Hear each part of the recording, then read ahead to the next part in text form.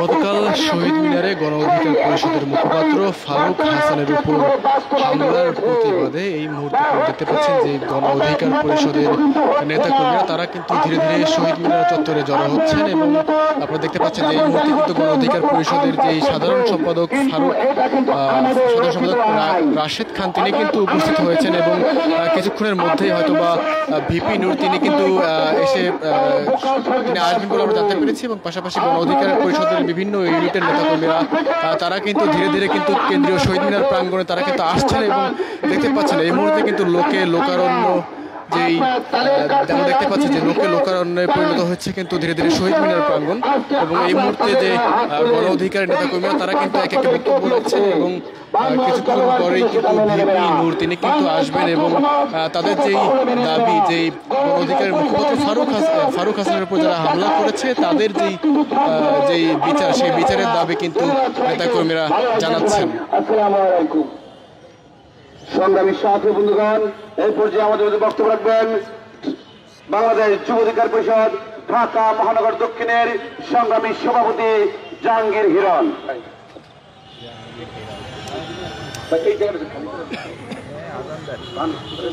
আসসালামু আলাইকুম রহমতুল্লাহ। প্রিয় দেশবাসী, গণ অধিকার পরিষদের সকল নেতৃবৃন্দ, আসসালামু আলাইকুম। বাংলাদেশ স্বাধীনতার স্বাদ আমরা যে উপলব্ধি করার চেষ্টা করা শুরু করেছি তখনই বিভিন্ন চক্রান্তের মাধ্যমে এই বাংলাদেশের বিভিন্ন সংঘাতগুলোকে একটু জানিয়ে রাখি, গতকাল আসলে যে গণ অধিকার পরিষদের নেতা ফারুক হাসান তার উপর আসলে হামলা করা হয় এবং তিনি যে বক্তব্যটি দিয়েছিলেন সেই বক্তব্যের প্রেক্ষিতে বাংলাদেশের জনগণের ভালো থাকার এবং সুস্থ থাকার অবকাশটা বিলীন হয়ে যায়। আমরা দেখেছি একটা অন্তর্বর্তীকালীন সরকারের বিগত দিনের ভূমিকা কেমন থাকা দরকার। হঠাৎ করে হামলা করা হয় এবং তিনি অন্তর্বর্তী সরকার আমরা চাইনি, আমরা চেয়েছিলাম বিপ্লবী সরকার এবং সেই কথাটি বলার পরপরই আসলে এই স্থানে কিন্তু আসলে ফারুক হাসানের উপর হঠাৎ করেই হামলা হয় এবং হামলার পরে কিন্তু আসলে তারা শাহবাগ থানায় গিয়েছিলেন এবং তাদের যেই গ্রেফতার যারা হামলা করেছিল তাদেরকে গ্রেফতারের যে দাবি সেই দাবি গণ অধিকার পরিষদের নেতাকর্মীরা জানিয়েছিলেন এবং তারই প্রেক্ষিতে কিন্তু আসলে এখন পর্যন্ত আসলে কাউকে গ্রেফতার করা হয়নি বলে আমরা জানতে পেরেছি এবং তারই প্রেক্ষিতে কিন্তু গণ অধিকার পক্ষ থেকে আসলে এই মুহূর্তে শহীদ মিনারের একটি যে বিক্ষোভ মিছিল সেটি কিন্তু অনুষ্ঠিত হচ্ছে এবং এই মুহূর্তে কিন্তু গণ অধিকারের সাধারণ সম্পাদক রাশেদ খান তিনি কিন্তু উপস্থিত হয়েছেন এবং কিছুক্ষণ পরে আসলে ভিপি নূর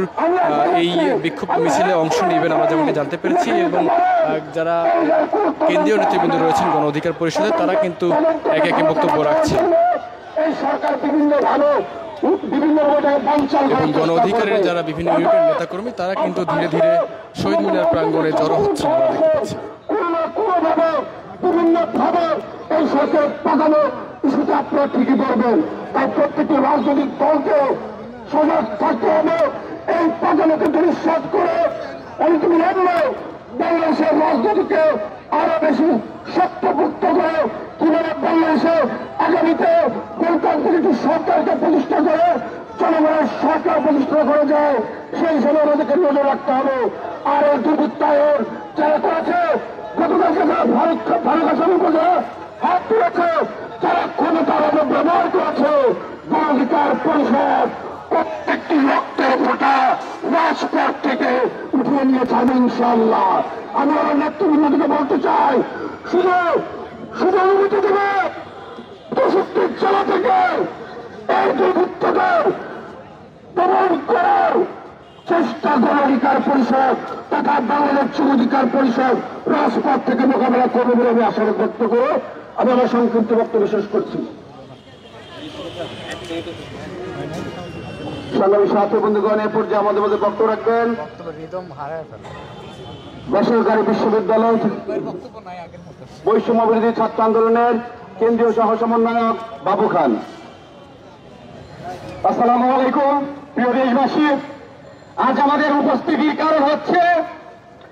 গণ অধিকার পরিষদের সিনিয়র সহসভাপতি ও গণ অধিকার পরিষদের মুখপাত্র জনাব ফারুক হাসান ভাইয়ের উপর একটি সংগঠন গতকাল হয়েছে। আপনারা জানেন এই 24-এ একটি গণ অভ্যুত্থান ঘটেছে। এই গণ অভ্যুত্থান ঘটেছে 18 কোটা সংস্কার আন্দোলনের মাধ্যমে গঠিত একটি সংগঠন বাংলাদেশ ছাত্র অধিকার পরিষদ। সেই 18 সালের সংগঠন থেকেই সেই 18 সালের কোটা সংস্কার আন্দোলনের পরে 2024 সালে হয়েছে কোটা সংস্কার আন্দোলন তথা বৈষম্য বিরোধী ছাত্র আন্দোলন। আমি বলতে চাই এই বৈষম্য বিরোধী ছাত্র আন্দোলন তথা কোটা সংস্কার আন্দোলনের জন্মদাতা আদি পাপ হচ্ছে গণ অধিকার পরিষদ।